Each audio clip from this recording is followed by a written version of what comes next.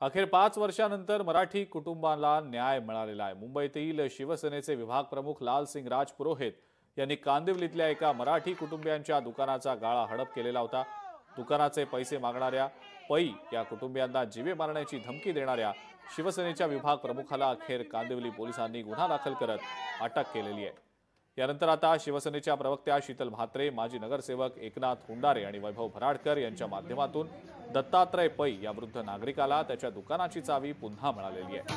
त्यामुळे गेल्या 8 वर्षांपासून लालसिंग राजपुरोहित याच्या त्रासापासून या मराठी कुटुंबाची सुटका झालेली आहे। पै साहेबांना खरंच जो काही त्रास झाला त्यासाठी आम्ही पक्षातर्फे खरंच दिलगिरी व्यक्त करतो। परंतु माननीय शिंदे साहेबांनी, एकनाथ शिंदे साहेबांनी स्वतः पोलिसांना सांगून जो कोणी लालसिंग होता आमचे विभाग प्रमुख त्यांच्यावर कारवाई करायला सांगितली। कारण इथे कोणी जर अन्याय केला तर त्याला कुठल्याही परिस्थितीत माफी मिळणार नाही। तो आमचा पदाधिकारी जरी असेल तरी जर तो चुकला असेल तर नक्कीच त्याला शिक्षा ही होईल। साहेबांना जेव्हा कळलं की लालूने या माणसाला त्रास दिला तरी तुरंत ऍक्शन घेतलं। पोलिसांना सांगितलं की यांचं काम तुम्ही करा आणि त्याच्यावर हायफाय करा। मला तर आपलं पक्षाचं असून दे, कोणी असून दे, पण जो माणूस गरीब माणसाला त्रास देतो अशा माणसाला सोडू नका।